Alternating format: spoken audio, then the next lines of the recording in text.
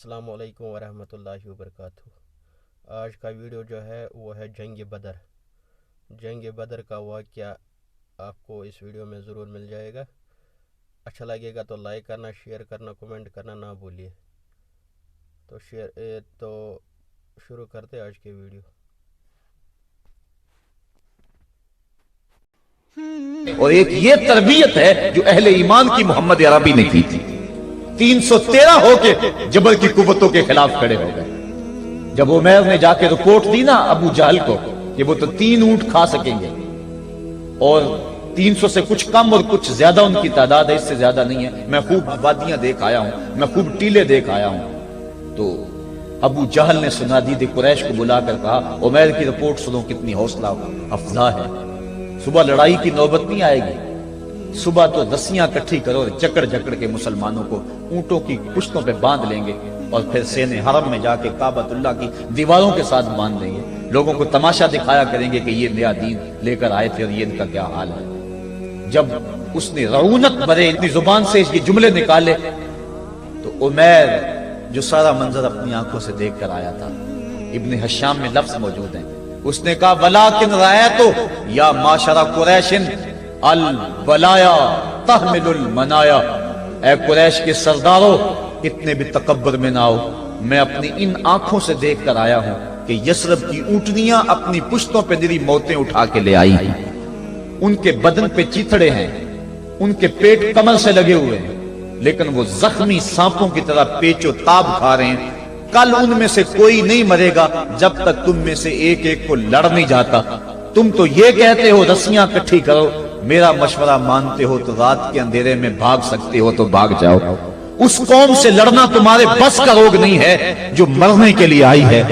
اتنی بڑی قوت کو دیکھ کر ان کے سینے میں خوف پیدا نہیں ہوا، بلکہ آپ جانتے ہیں بدر کی تاریخ گواہ ہے کہ 2 گھوڑے تھے، ایک روایت میں صرف ایک گھوڑا تھا، 6 زرہیں تھی، 8 تلواریں تھیں، 70 اونٹ تھے، اور جن کے پاس تلواریں نہیں تھیں انہوں نے کھجوروں کے ڈنڈے توڑ لیے اور ہواؤں میں لہرانے شروع کر دیے۔ جب یہ ملکوتی قافلہ مدینے سے باہر نکل رہا تھا، دکانوں پہ یہودی عیسائی بیٹھے تھے، انہوں نے کہا مسلمانوں کس بل بوتے پہ جا رہے ہو، کس برتے پہ جا رہے ہو، کون سا آسرا ہے تمہارا، آلات حرب و ضرب تو تمہارے پاس موجود نہیں، اتنی بڑی قوت سے ٹکرانے جا رہے ہو جو کیل کانٹے سے اور اسلحے سے آلات حرب و ضرب سے لیس ہو کے آئی ہے، تم مقابلہ کیسے کر پاؤ گے، کس بل بوتے پہ جا رہے ہو۔ حضور کملی اوڑے ساتھ ساتھ چل رہے تھے، صحابہ نے اشارہ کر کے کہا نہ تیغو تیر پر تکیا، نہ خنجر پر نہ بالے پر، بھروسہ ہے تو اس سادی سی کالی کملی والے پر۔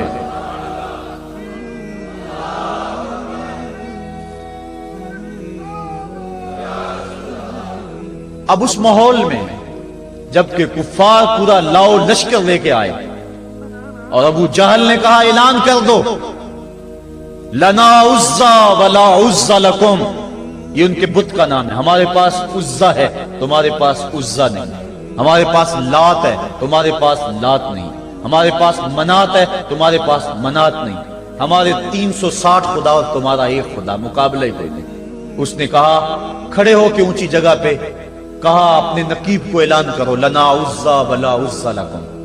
حضور کے کانوں میں آواز پڑی، فرمایا علی تم بھی اونچے ٹیلے پہ کھڑے ہو جاؤ اور تم ان کو جواب میں کہو اللہ مولانا ولا مولا لکم، اللہ ہمارا مولا ہے تمہارا مولا کوئی نہیں ہے۔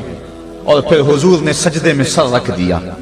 سجدہ اتنی بڑی قوت ہے، ہزاروں ایٹم بمبوں کے اندر وہ قوت نہیں ہے جو سجدے کے اندر طاقت رکھ دی۔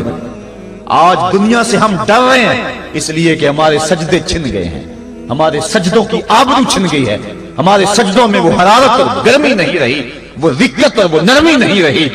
بدر کا میدان ہے، 1000 کا لشکر جرار مقابلے میں ہے، اور وہ پورے لاؤ لشکر کے ساتھ ناز و تفاخر کے اندر مسلمانوں کو ملیا میٹ کر دینے کے جذبوں سے دانت پیس رہے ہیں کہ آج مسلمانوں کو کچا چبا دیں گے۔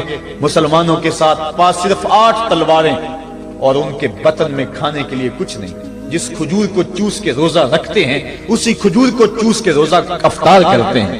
یہ حالت مسلمانوں کی، بدن پہ چیتھڑے لگے ہوئے کپڑے ہیں، عجیب حالت ہے۔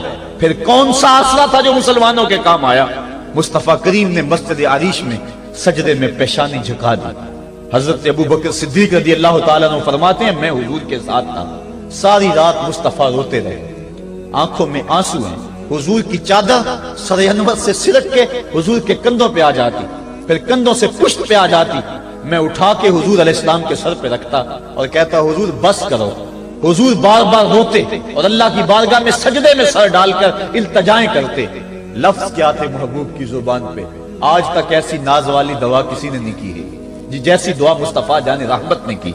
مصطفیٰ کریم سجدے میں سر رکھا ہے اور کیا کہا، اللہم ان تہلک ہذہ العصابہ لم تعبد فی الارض ابدا۔ میرے مالک میں نہیں کہتا کہ ان لوگوں کو بچا لے، دیکھ میری زندگی کی کمائی یہی 313 ہے جو میں تیری چوکھٹ پہ لے کے حاضر ہو گیا ہوں۔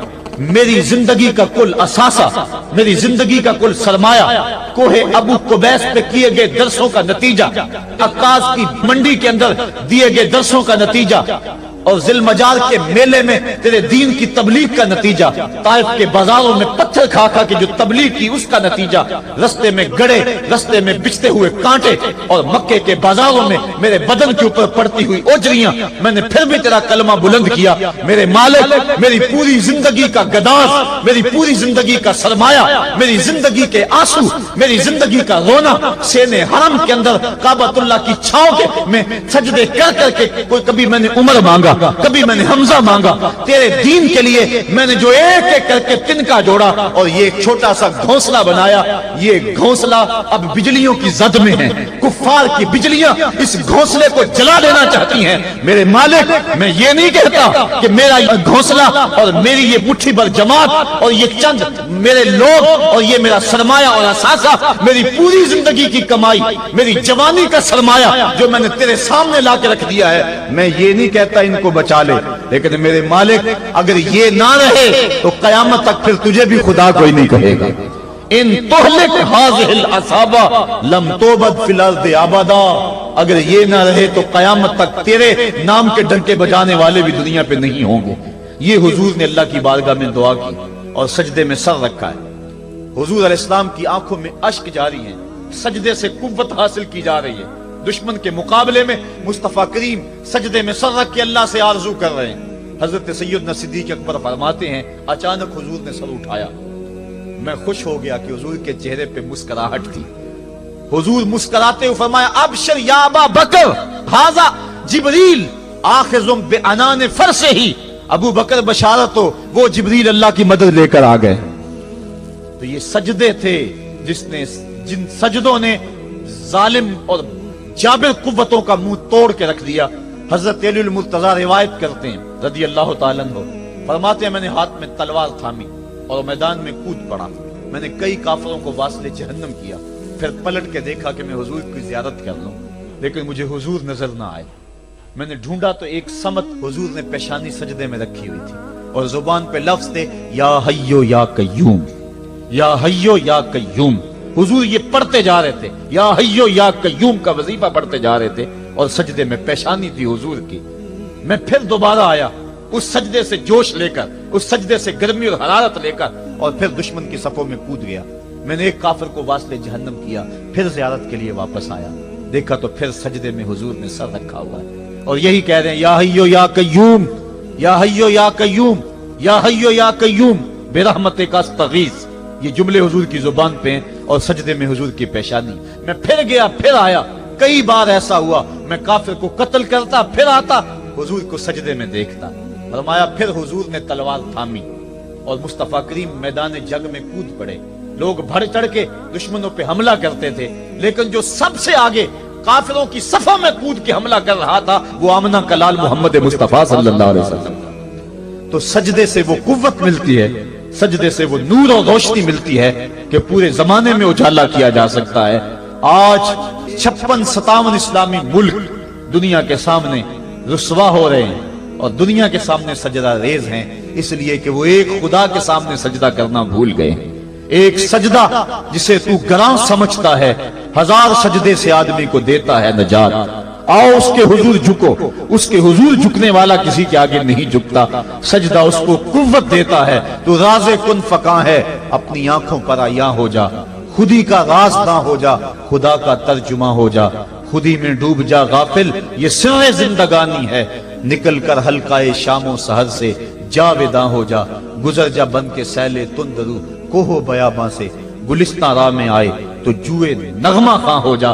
مالک کے حضور جب بندہ عزت سے سر جھکا دیتا ہے، اللہ کی رحمتیں بندے پہ نازل ہوتی ہے۔ ایک روایت میں آتا ہے جب بندہ نماز کے لیے کھڑا ہوتا ہے، ابھی اس نے سجدے میں جانا ہوتا ہے، ابھی وہ قیام ہی کرتا ہے، اللہ فرماتا ہے میرے بندے کے گناہ جو ہیں اس کے بدن سے نکال کے ایک سمت کر دو، تاکہ میرا بندہ اس حالت کے اندر میرے حضور حاضر ہو کہ وہ گناہوں سے پاک اور صاف ہو۔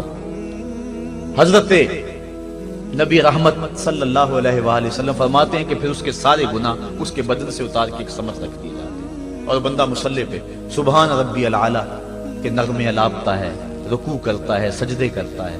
جب سلام پھیر کے نماز ختم کر کے دعا کر کے جانے لگتا ہے تو فرشتے عرض کرتے ہیں مالک یہ جو گناہ اتار کے ایک سائیڈ پہ رکھے تھے یہ دوبارہ اس کو دے دیں؟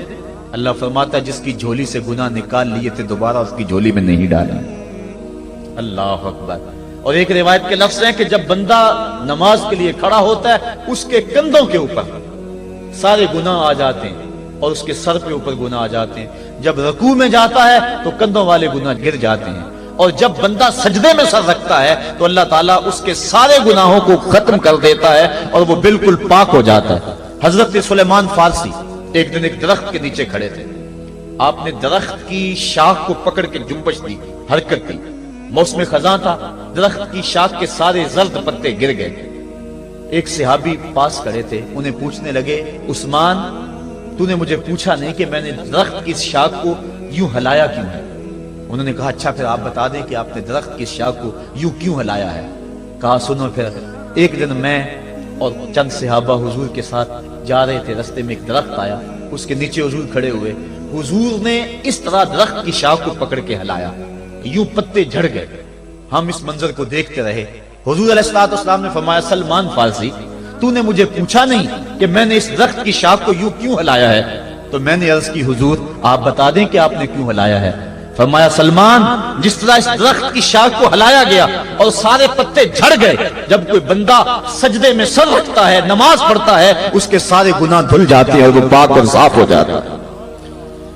ایک دن فرمایا صحابہ اگر کوئی بندہ اس کے گھر کے سامنے سے نہر گزرتی ہو اور وہ دن میں 5 مرتبہ اس نہر کے اندر غسل کرے تو بتاؤ اس کے بدن کے اوپر کوئی میل کچیل رہ جائے گا؟ عرض کی نہیں۔ فرمایا اس طرح جو 5 نمازیں پڑھتا ہے اس کے بدن کے اوپر گناہوں کا میل نہیں رہتا۔ فرمایا الصلاۃ معراج المومنین، نماز مومنوں کا معراج ہے۔ عماد الدین الصلاۃ، نماز دین کا ستون ہے۔ حبب الی من دنیاکم ثلاث، الطیب والنساء وجعلت قرۃ عینی فی الصلاۃ، مجھے تمہاری دنیا سے صرف 3 چیزیں پسند ہیں، خوشبو، منکوحہ بیویاں، اور میری آنکھوں کی ٹھنڈک نماز میں رکھی ہے۔ اور حضور نے یہ بھی ارشاد فرمایا من ترک الصلاۃ متعمدا فقد کفر، جس نے جان بوجھ کے نماز چھوڑی گویا اس نے کفر ہی تو کیا، یعنی کافروں والا کام کیا۔ حضرت امام فخر الدین رازی نے تفسیر کبیر میں لکھا حافظوا علی الصلوات والصلاۃ الوسطی، اس آیت کریمہ کے تحت ایک عورت مدینے کی گلیوں میں چیخ رہی ہے اور کہنے لگی مجھے حضور کے در کا پتہ بتاؤ۔ حضور کی چوکھٹ کا پتہ بتلایا گیا، وہ حاضر ہوئی۔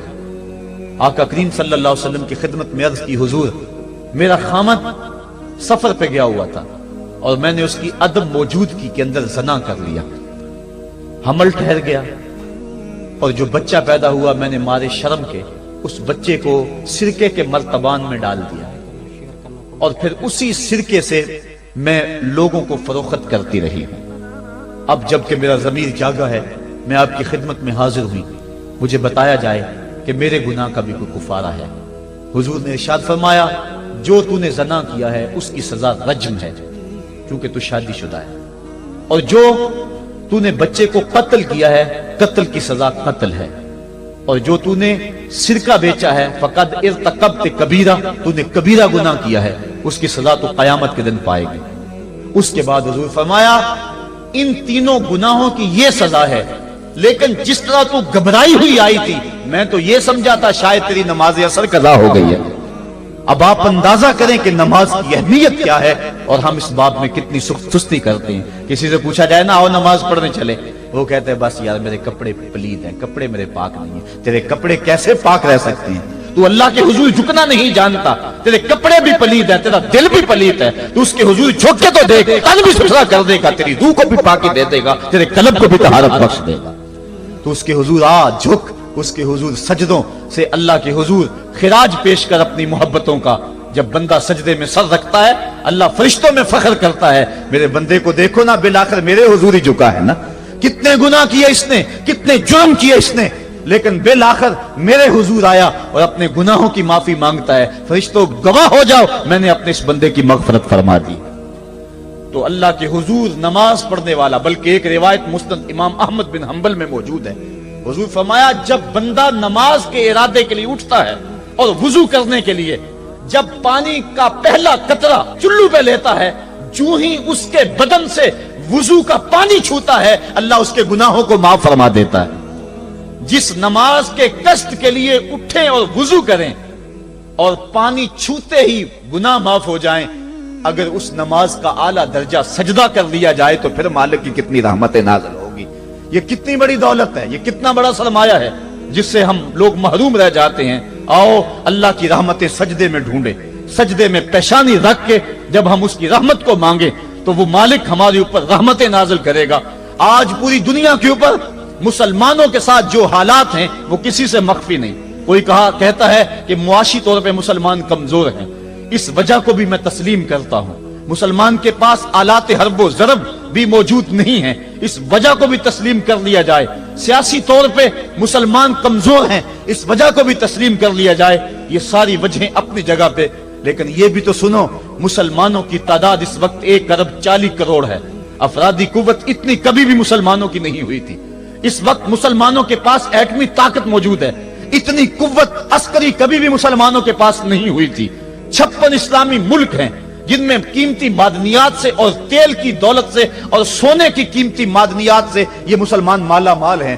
کیا کچھ نہیں ہے جو مسلمانوں کے پاس نہ ہو, لیکن ایک دولت چھن گئی مسلمانوں کے پاس, وہ سجدے کی آبرو, وہ سجدے کی عزت, وہ پیشانی رکھ کے اس رب کو پکارنا جو سب سے اعلیٰ ہے, جو سب سے بالا ہے, جس نے موسیٰ کے فرعون کو نیل کی موجوں میں ڈبو دیا. کیا پوری امت مسلمہ 1 ارب 40 کروڑ انسان سجدے میں سر رکھ کے سبحان ربی الاعلیٰ کے نغمے آلات کے اپنے رب سے گزارش کریں اور اپنی امت کا رونا روئیں؟ کشمیر میں لٹتی ہوئی جوانیاں اور کل قدس کے اندر بہتا ہوا خون, شبرغان سے لے کر کابل و قندھار تک اور موصل سے لے کر تقریب تک مسلمان کے اوپر جو ظلم و تشدد ہو رہے ہیں, اپنے رب کے حضور اس کا دکھڑا سنائیں اور اپنے مالک کو کہیں میرے مالک ہم لٹ گئے, ہم کٹ گئے, ہم پٹ گئے. اسلحے بھی موجود, افرادی قوت بھی موجود, سیاسی طاقتیں بھی موجود, لیکن اس کے باوجود مسلمان دبتا چلا جا رہا ہے. اسی کشتی کو ہے خوف تلاطم صدحیف منہ موڑ دیے تھے جس نے بڑھتے ہوئے طوفانوں کے, جو 300 ہو کر جرأت اور وہ طاقت اور وہ عظیمت کی داستانیں رقم کرتے ہیں کہ مالک تو بھی اس دن کو یوم فرقان کہہ کے پکارتا ہے. آج وہ امت بیچ منجدار کے اس امت کی کشتی ہچکولے کھا رہی ہے. ہماری فریاد, ہمارا استغاثہ تیرے سے ہے میرے مالک, ہمارا کھویا ہوا وقار بحال کر دے اور اس امت کو اس مرتبہ کمال تک پہنچا دے جس مرتبہ کمال تک یہ امت پہلے پہنچی تھی, اور ان کا کھویا ہوا وقار بحال کر دیا جائے. آج بھی ہم اگر سجدوں سے اپنے رب کو منا لیں اور وہ روٹھا ہوا رب آج بھی ہماری مدد کے لیے آ جائے تو پھر کوئی قوت, کوئی طاقت ہمیں نہیں لٹاڑ سکتی. آئیے ہم سجدے سے اپنے مالک, اپنے خالق اور اپنے رازق کے حضور اپنی محبتوں اور اپنی الفتوں کا خراج پیش کریں. نماز ایک ایسی عبادت ہے جس کا حکم قرآن میں 750 مرتبہ کے قریب دیا گیا. اور ایک آخری بات عرض کر کے اپنے موضوع کو سمیٹنا چاہوں گا. میرے اور آپ کے آقا مولا حضور نبی رحمت صلی اللہ علیہ وسلم پر جب وقت آخر آیا تو آخری وصیتیں جو حضور نے اپنی زندگی میں کی وہ کیا تھی؟ 2 وصیتیں تھی حضور کی آخری. جب حضور ایام مرض میں تھے اور آخری وصیتیں, اس کے بعد حضور نے کوئی کلام نہیں کیا, وہ یہی تھا الصلاۃ الصلاۃ الصلاۃ الصلاۃ. لوگوں میں تمہیں نماز کی تاکید کرتا ہوں, میں نماز کی تاکید کرتا ہوں. اور دوسرا فرمایا جو تمہاری ملک میں تمہارے غلام اور تمہاری لونڈیاں ہیں ان کے ساتھ حسن سلوک کی تاکید کرتا ہوں۔ یہ آخری دو باتیں تھی جو حضور نے ارشاد کی، حقوق اللہ کے حوالے سے نماز اور حقوق العباد کے حوالے سے حضور نے کمزوروں کے حق ان تک پہنچانے کی تاکید امت کو دی، اور اس کے بعد پھر حضور انتقال کر گئے۔ آئیے ہم سجدوں سے اپنے رب کو راضی رکھیں۔ اللہ مجھے آپ کو توفیق عمل عطا فرمائے۔